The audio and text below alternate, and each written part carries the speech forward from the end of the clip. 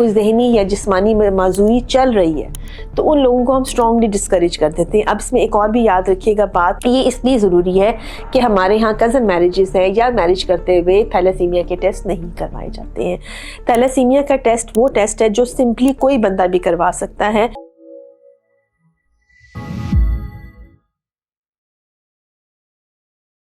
अस्सलाम वालेकुम जी। आज हम बात करेंगे कज़न मैरिजेस के क्या मसले मसाइल हो सकते हैं। कज़न मैरिजेस के बारे में बहुत सारे सवाल किए जाते हैं। बहुत सारे ऐसे कपल्स भी हैं जो शादी से पहले आपके पास आते हैं और आपसे पूछते हैं कि कज़न मैरिजेस के क्या रिस्क जो है, कज़न मैरिजेस के साथ क्या रिस्क एसोसिएटेड है, यानी उनके बच्चे को इस कज़न मैरिज के साथ क्या इफेक्ट आने वाला है।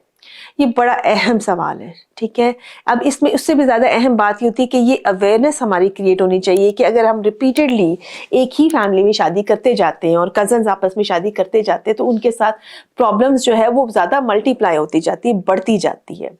कुछ कंडीशंस ऐसी होती है जिसे हम ऑटोसोमल रिसेसिव डिसऑर्डर्स कहते हैं। देखिए, जब बच्चा बनता है वो एक जीन माँ की लेता है, एक जीन बाप की लेता है और इससे वो बेबी बनता है। अगर अब दोनों जीन्स डिफरेंट तरीके से आ रही है तो नेचर का एक मैकेनिज्म है कि वो जो बेस्ट जीन होता है वो उसको प्रेजेंट करता है और जो कह लें हल्की जीन होती है वो साइड पर होना शुरू हो जाती है। तो अगर आप डिफरेंट ब्रीड्स होती हैं, यानी डिफरेंट जो आपके कह लें कि पॉपुलेशन से आ रहे होते हैं लोग जिनका जेनेटिक मेकअप एक दूसरे से फ़र्क होता है, तो ज़्यादा चांसेस होते हैं कि जो बेस्ट जीन्स होती हैं वो सामने आती हैं।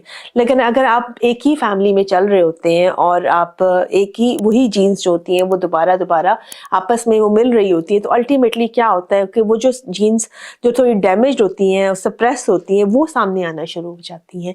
ये रीज़न होती है कि आपके जो कज़न मैरिजेस होती हैं उसमें कुछ ऑटोसोमल रिसेसिव डिसऑर्डर्स ऐसे होते हैं जो कि सामने आना शुरू हो जाते हैं।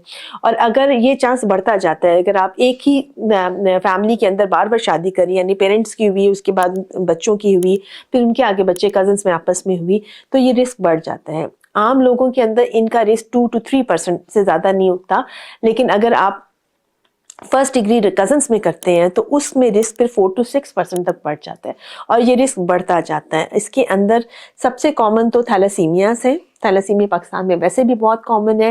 थैलेसीमिया की वजह से हमारे ऊपर बहुत बर्डन भी है हमारे हेल्थ रिसोर्सेज के ऊपर। इसकी वजह से जो हेयरिंग प्रॉब्लम्स है या फिर आपको विजुअल प्रॉब्लम्स आना शुरू होती है, यानी कि अंधा हो सकता है बच्चा, या फिर बहरा हो सकता है, या उसमें देखने सुनने की सलाहियत इफेक्ट हो सकती है, ये प्रॉब्लम्स भी आ जाती है। सिमिलरली जो और जेनेटिक प्रॉब्लम्स हैं, डाउन्स है या कुछ ऐसे, इसका रिस्क भी बढ़ जाता है। तो ये बड़ा इंपॉर्टेंट होता है कि रिपीटेड जो शादी है उनको स्ट्रांगली हम लोग डिस्करेज करते हैं, यानी वो बीमारियां जो पहले आपकी फैमिली में नजर नहीं आ रही होती अल्टीमेटली वो नजर आना शुरू हो जाती हैं। अब वो वाले कजन्स जिनकी फैमिली में ऑलरेडी ऐसी बीमारी एग्जिस्ट करती है तो उनको हम स्ट्रांगली मना कर देते हैं कि आप ये है कि अगर किसी बच्चे में प्रॉब्लम आ रही है, कोई ज़हनी या जिस्मानी माजूरी चल रही है, तो उन लोगों को हम स्ट्रांगली डिस्करेज कर देते हैं। अब इसमें एक और भी याद रखिएगा बात कि जब हम अल्ट्रासाउंड या एनोमली स्कैन्स करवाते हैं उसमें जिस्मानी प्रॉब्लम्स का तो हमें पता चल जाता है, लेकिन हर तरह की ज़हनी माजूरी या हर तरह की माजूरी उस अल्ट्रासाउंड पे डायग्नोज नहीं होती है। तो अगर आपकी फैमिली में ऐसी जेनेटिक कोई डिजीज़ चल रही है और उसको आप 100% डायग्नोज करना चाहते हैं, आपकी कज़न मैरिज हो गई है या मजबूरी है कज़न मैरिज, तो उसके लिए फिर आपके जेनेटिक टेस्ट मौजूद हैं जिसमें आप वो मदर का ब्लड ले लेते हैं पहले 3 महीनों में, या फिर बाद में बच्चे का कोई सैंपल लेकर उसको टेस्ट करवा के देख लेते हैं कि बच्चे में ये प्रॉब्लम है या नहीं है। हमारे यहाँ ये टेस्ट जो है वो थैलेसीमिया के बच्चों के लिए किया जा रहा है।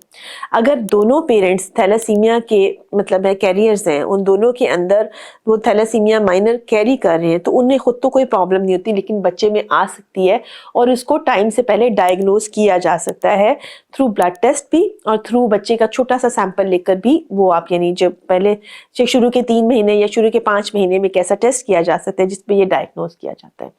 मकसद ये है कि ये टाइमली डायग्नोज हो जाए कि बच्चा क्या जो आगे पैदा हो रहा है वो थैलेसीमिया मेजर है या नहीं है। ये इसलिए ज़रूरी है कि हमारे यहाँ कज़न मैरिजेस हैं या मैरिज करते हुए थैलेसीमिया के टेस्ट नहीं करवाए जाते हैं। थैलेसीमिया का टेस्ट वो टेस्ट है जो सिंपली कोई बंदा भी करवा सकता है। जब आप आपस में रिश्ता कर रहे होते हैं तो इस वक्त ये देखना बहुत ज़रूरी है कि जो लड़का और लड़की दोनों हैं उनके थैलेसीमिया की टेस्ट एटलीस्ट हो जाए। ये बहुत महंगा टेस्ट नहीं है, ये बड़ा सिंपल सा ब्लड टेस्ट है। हीमोग्लोबिन इलेक्ट्रोफोरेसिस के थ्रू हमें पता चल जाता है कि लड़के या लड़की जो है वो दोनों थैलेसीमिया कैरियर्स तो नहीं है। अगर दोनों ही कैरी कर रहे हैं जीन्स को तो फिर ये शादी मना कर दी जाती है। उसकी वजह यह है कि बच्चे के अंदर थैलासीमिया मेजर हो जाएगा। लेकिन अगर एक लड़की है सिर्फ कैरी कर रही है या सिर्फ लड़का कैरी कर रहा है तो फिर वो रिस्क डाइल्यूट होता जाता है।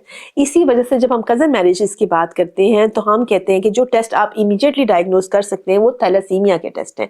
आप दोनों के ये टेस्ट तो करवा के देख लीजिए कि दोनों में से एक, दोनों के दोनों कैरियर्स तो नहीं है। अगर एक कैरियर है तो हाँ फिर जीन डाइल्यूट हो जाती है। लेकिन प्रेफरेबली जिन फैमिलीज में थैलासीमिया है, ब्लाइंडनेस की प्रॉब्लम चल रही है, सेरेब्रल पाल्सी के केसेस देखे जाते हैं या इस तरह की बीमारियां कोई ऐसी देखी जाती हैं जो जिनका ताल्लुक जीन्स के साथ आ रहा है या रिपीटेडली एक ही फैमिली मेंबर्स को हो रही है, तो उनमें स्ट्रांगली मना किया जाता है कि प्लीज आप लोग कजन मैरिजेस को अवॉइड कीजिए। बहुत सारा ख्याल रखें और दुआ में याद रखें।